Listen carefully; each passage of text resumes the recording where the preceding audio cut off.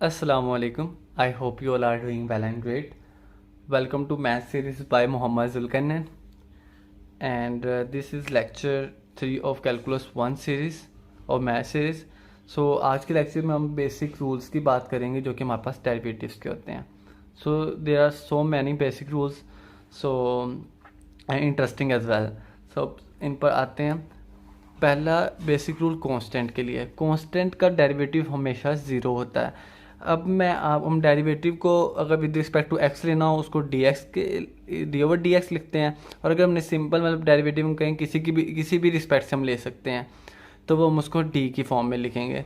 सो अब के हमारे पास कांस्टेंट है तो हमारे पास हमेशा कांस्टेंट का जो डेरिवेटिव होता है वो ज़ीरो होता है. लेट के बी, इसमें मैं कहता हूँ कि के हमारे पास 5 है. कांस्टेंट हमने लेना है, 5 हमारे पास कांस्टेंट है तो d इंटू 5 हमारे पास ज़ीरो होगा. तो आपको समझ आ गई कि कांस्टेंट का डेरिवेटिव हमारे पास ज़ीरो होता है. अब आती है नेक्स्ट एंड इम्पॉर्टेंट, ये हमारे पास बहुत बार यूज़ होगा, इसको कहते हैं power rule. Second basic rule. अब पावर रूल है हमारे पास. इसमें हमारे पास ये होता है कि अगर हम किसी वेरिएबल की पावर का हम डेरिवेटिव ले रहे हैं तो पावर पहले आ जाएगी, वेरिएबल के साथ मल्टीप्लाई हो जाएगी और पावर में एक माइनस होगा लाइक दिस. अब मैं आपको इसको एग्जांपल्स के थ्रू समझाऊंगा ताकि आपको ज़्यादा अच्छी समझ आए. लेट हम कहते हैं x की पावर हमारे पास क्या है, 5 है, n हमारे पास 5 है. ठीक है. अब हम इसको डेरिवेटिव लेने, मैंने आपको बताया पावर पहले आ जाएगी वेरिएबल के साथ, ओवर पावर में एक माइनस हो जाएगा. सो ये हमारे पास आएगा 5x4. तो हमारे पास आपने देखा कि x की पावर 5 का डेरिवेटिव हमारे पास है 5x की पावर 4. अब हमारे पास नेक्स्ट आपको कांस्टेंट की भी समझ आ गई होगी आई होप, और पावर रूल की भी समझ के. सो अब तीसरा आते हैं एक्सपोनेंट पर. एक्सपोनेंट ये है कि किसी भी चीज़ की पावर में अगर वेरिएबल हो तो उसका डेरिवेटिव कैसे लेते हैं. पहले तो वो टर्म एज इट इज़ आ जाती है, देन जो बेस पे होती है, बेस में हमारे पास वैल्यू होती है, हम उसका लॉग लेते हैं. लेट हमारे पास है y की पावर x, हमने इसका डेरिवेटिव लेना है तो y की power x as it is आ जाएगी. फिर हमारे पास बेस में हमारे पास क्या है y, तो हम y का हम लॉग ले लेंगे. जैसे मैं अब लेता हूँ लेट से d इंटू 5 की power let it B y, तो 5y एज इट इज़ आ जाएगा पहले, फिर हम लॉग लेंगे. बेस में हमारे पास 5 है तो हम उसका 5 का लॉग लेंगे. ओके. सो अब फोर्थ रूल की तरफ आते हैं जो कि हमारे पास लॉगरिथमिक लॉग का हमारे पास डेरिवेटिव है. ठीक है कि लॉग का डेरिवेटिव क्या लेते हैं, तो लॉग के साथ जो भी टर्म होगी तो हमारे पास वो 1 की फॉर्म में चलेगी जाएगी. लेट से हमने डेरिवेटिव लेना है लॉग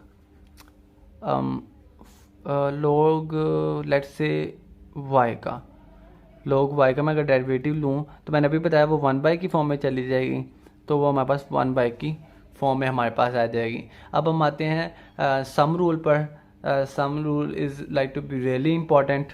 सो सम रूल हमारे पास ये होता है कि ये रूल्स ऐसे हैं कि आपको आगे ये बहुत बेसिक रूल्स हैं, बट बात यह है कि अगर जब आप बहुत क्रिटिकल या कह लें कि बहुत ही इंटरेस्टिंग तौर की आप डेरिवेशंस करते हैं तो तब हमारे पास ये बेसिक रूल नेसेसरी होते हैं उसमें अप्लाई करना. सो अगर मेरे पास 2 हमारे पास वेरिएबल्स है और अगर मैं उनका डेरिवेटिव लेना है तो उसका तरीकाकार ये है कि हम उनका डेरिवेटिव अलग अलग लेंगे. लेट हमारे पास एक फंक्शन जैसे मैंने यहाँ लिखा हुआ D over d x plus x के हमारे पास 2 वेरिएबल हैं. मैंने डी ओवर डी एक्स का अलहदा लिया हुआ डेरिवेटिव और एक्स का अलहदा लिया. लेट हमारे पास है डी एक्स प्लस वाई, तो मैं क्या करूँगा एक्स का अलहदा डेरिवेटिव लूँगा प्लस, तो जैसे भी मैंने बताया हम इनका अलहदा ले रहे हैं तो y का अलहदा डेरिवेटिव आ जाएगा. सोया अब उम्मीद है कि आपको constant, power rule, exponent, log और सम रूल की समझ आ गई होगी. अब नेक्स्ट है हमारे पास डिफरेंस रूल. डिफरेंस रूल भी एज टी सेम रूल है कि हमने अगर कोई वेरिएबल हमारे पास माइनस में है, माइनस हो रहे हैं, सबट्रैक्ट हो रहे हैं या उनका डिफरेंस लिया जा रहा है तो उनका अगर उन पर डेरिवेटिव लगाया जाए तो उनका डेरिवेटिव अलग अलग लेंगे. जैसे मैंने यहाँ पे लिया हुआ डी एक्स माइनस एक्स के हमारे पास 2 वेरिएबल्स हैं, तो हमारे पास एक्स का हमने अलग डेरिवेटिव लिया दरमियान में माइनस एक्सिस, और फिर हमने एक्स के का डेरिवेटिव लिया. लेट भी हमारे पास वही एग्जांपल ले लेते हैं एक्स माइनस वाई वाली, तो हमारे पास क्या होगा डी एक्स का अलग डेरिवेटिव माइनस वाई का अलग डेरिवेटिव. डिफरेंस रूल भी आ गया. अब बात आती है प्रोडक्ट रूल की. प्रोडक्ट रूल, फॉर एग्जांपल मेरे पास 2 वेरिएबल्स हैं और आपस में मल्टीप्लाई हो रहे हैं, अगर मैं उन पर डेरिवेटिव लगाऊं तो क्या होगा, पहला डेरिवेटिव एज इट इज आ जाएगा, दूसरे का डेरिवेटिव लिया जाएगा, plus second variable as it is आ जाएगा और फर्स्ट का डेरिवेटिव लिया जाएगा। लेट इट बी, मैं एग्जांपल ले लेता हूँ, डी इंटू एक्स और वाई, ये हमारे पास दो वेरिएबल्स हैं और इनका डिफरेंस लिया जाएगा। मैंने अभी बताया पहला एज इट इज आ जाएगा, सेकंड का डेरिवेटिव लिया जाएगा, फिर सेकंड एज इट इज आ जाएगा और फर्स्ट का डेरिवेटिव लिया जाएगा। सो या अब नेक्स्ट आते हैं हमारे पास क्वोशंट रूल की। क्वोशंट रूल, अगर हमारे पास टू वेरिएबल्स डिवाइड हो रहे हैं आपस में और हम उन पे डेरिवेटिव लगाएं तो क्या होगा। पहली बात तो मैं आपको क्लियर कर दूं, जो हमारे पास नीचे वैल्यू होती है उसको हम डिनोमिनेटर कहते हैं और जो ऊपर होती है हमारे पास उसको हम न्यूमरेटर कहते हैं। सो हमने डिनोमिनेटर का नीचे स्क्वायर ले लेना है, देन हमने क्या करना है, डिनोमिनेटर में जो वैल्यू उसको एज इट इज, न्यूमरेटर की वैल्यू का डेरिवेटिव दरमियान में माइनस आता है, ओके। उसके बाद न्यूमरेटर की वैल्यू एज इट इज और नीचे वाली वैल्यू का डिनोमिनेटर की वैल्यू का डेरिवेटिव। फॉर एग्जांपल अगर मैं आपको आसान वर्डिंग में बताऊं, लेट हमारे पास है डी और हमारे पास फंक्शन है लेट बी, इसको मैं जी कह लेता हूं और मैं एक एक्स ले लेता हूं। तो मैंने अभी बताया पहले हमारे पास नीचे वाले का हमारे पास स्क्वायर डिनोमिनेटर का, फिर हम डिनोमिनेटर की वैल्यू को ऊपर एज इट इज लिख देंगे, फिर हमने डेरिवेटिव किसका लेना है, ऊपर वाली वैल्यू का, फिर दरमियान में माइनस, फिर ऊपर वाली वैल्यू एज इट इज और नीचे वाली वैल्यू का हमारे पास डिनोमिनेटर की वैल्यू का डेरिवेटिव। सो या दैट्स द थिंग।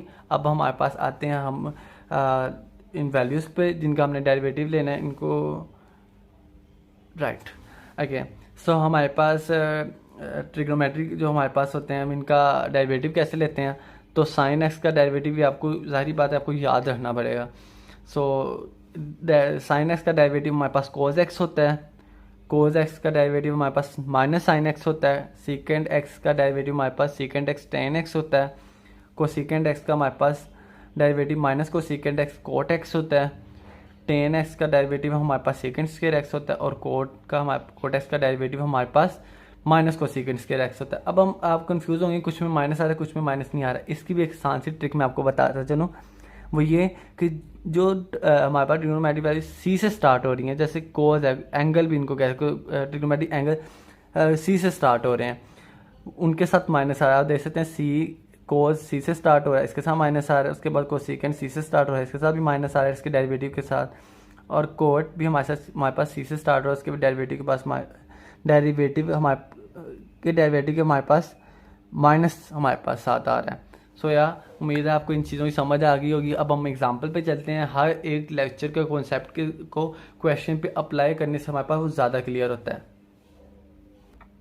ओके जी, सो हमारे पास फंक्शन हमें गिवन कर दिया गया है एक्स के plus 2x plus 1 minus 2i, और हमने इसका डेरिवेटिव लेना है। डेरिवेटिव लेने का सिंपल सा तरीका, पहले हम सारी वैल्यू को अंदर लिख लेंगे डेरिवेटिव के, एक्स के plus 2x plus 1 minus 2y। फिर हम इनको अभी देखो यहाँ पे हमारे पास सम रूल और डिफरेंस रूल लग रहा है, हमने क्या करना है, इनको अलग-अलग कर लेंगे। 2dx के प्लस डी इंटू 2x। मैं इसको ज़्यादा डिटेल में लिखने की वजह यह है, इसमें मैं सारे रूल्स को कवर करने की कोशिश करूँगा। डी इंटू 2y जो इसमें हो रहे होंगे। अब क्या है, अब यहाँ पे पावर रूल लग रहा है। पावर रूल क्या था, अगर हम पावर रूल पे चलें तो हमारे पास अगर x की पावर n है हमारे पास, तो वो क्या होता है, पावर एज इट इज पहले आ जाएगी वेरिएबल के साथ x के साथ, और पावर में -1 हो जाएगा। सेम है 2 आ जाएगा x और 2 - 1 प्लस, अब कांस्टेंट तो बाहर आ जाएगा डेरिवेटिव, तो 2dx। एक और चीज़, अगर हमारे पास डेरिवेटिव लेना है, लेट हमारे पास n कोई भी कांस्टेंट है और x वेरिएबल है, तो जब हम उनका डेरिवेटिव लेंगे तो कांस्टेंट बाहर आ जाएगा और डेरिवेटिव हम लेंगे वेरिएबल का। सेम हम यहाँ पे किया, 2 बाहर आ गया कांस्टेंट और डेरिवेटिव हमने लिया वेरिएबल का। प्लस अब 1 कांस्टेंट है तो कांस्टेंट का डेरिवेटिव हमारे पास क्या होता है, 0 एज इट इज़। यहाँ पे भी सेम -2 बाहर आ जाएगा और dy। सो अगर इसको मैं सिंप्लीफाई करूँ, 2x और प्लस 2dx प्लस 0 - 2dy, तो मैं इसको अगर सिंप्लीफाई फॉर्म में करूं तो हमारे पास 2x plus 2dx minus 2dy। ये डेरिवेटिव था with respect to all variable, उसको हमने d की फॉर्म में रिप्रेजेंट किया। बट मैं अगर कहता हूँ नहीं जी हमें x के रिस्पेक्ट से हमें चाहिए, तो x के रिस्पेक्ट से हमारे पास क्या होगा, हम पहले ऐसे लिख लेंगे d/dx into x square plus 2x plus 1 minus 2y। तो उसी तरीके से अलग-अलग हम कर लेंगे x square plus D over d x 2x plus D over d x 1 minus D over d x 2y।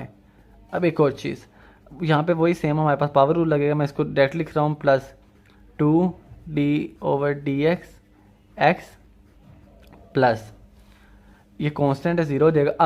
अब हम विद रिस्पेक्ट टू x ले रहे हैं, जब हम विद रिस्पेक्ट टू x लेंगे ना तो x वाली टर्म्स हमारे पास वेरिएबल कंसीडर्ड होंगी, बाकी वाली टर्म्स हमारे पास कांस्टेंट कंसीडर्ड होंगी। बशर्ते y हमारे पास एक वेरिएबल है, बट ये जब हम विद रिस्पेक्ट टू x ले रहे हैं इस वाली टर्म के अंदर x नहीं आ रहा, इसका मतलब ये हमारे पास कांस्टेंट है, तो ये हमारे पास क्या आ जाएगा 0 हो जाएगा। अब फॉर एग्जांपल यही हमारे पास होता और मैंने विद रिस्पेक्ट टू y लेना होता और मैंने लेट्स से मैंने x स्क्वायर का डेरिवेटिव लेना, बट इस वाली टर्म में हमारे पास y नहीं आ रहा, तो ये हमारे पास, और ना ही ये वाली वैल्यू हमारे पास y पे डिपेंड कर रही है, तो हमारे पास इसका डेरिवेटिव हमारे पास क्या होना था 0। सेम है अब d over d x is equal to 2x। अगर मैं लेट्स से मैं इस पर पावर रूल पावर रूल के थ्रू से सॉल्व, वैसे तो 2 इंटू ये हमारे पास d x over d x हमारे पास 1 हो जाएगा, तो हमारे पास आ जाएगा 2x प्लस 2। बट अगर मैं इस वाली टर्म को पावर रूल के थ्रू करने की कोशिश करूँ तो क्या होगा, मैंने भी बताया D over d x into x, 2 by रहने देते हैं x। अब इसकी पावर में क्या 1 पहले आ जाएगा, उसके बाद हमारे पास क्या था जो पावर में होगा उसमें से -1 हो जाएगा, तो 2 इंटू 1 एक्स की पावर 0, एक्स किसी की पावर 0 हमारे पास वेरिएबल हो नंबर हो तो उसकी पावर 0 हमारे पास क्या होती है 1, तो 2 इंटू 1 हमारे पास क्या आ गया 2। तो इसके थ्रू भी हम इसको ज़्यादा एक्सप्लेन कर सकते हैं, तो मैंने आपको ऑल मेथड बताएं जिसके थ्रू हम इसको कर सकें सॉल्व। तो आई होप आपको इन बेसिक रूल्स की समझ आ गई होगी। अपना ध्यान रखें, टेक केयर, अल्लाह हाफिज़। Like share and subscribe this channel with your relatives, friends who have great interest in mathematics.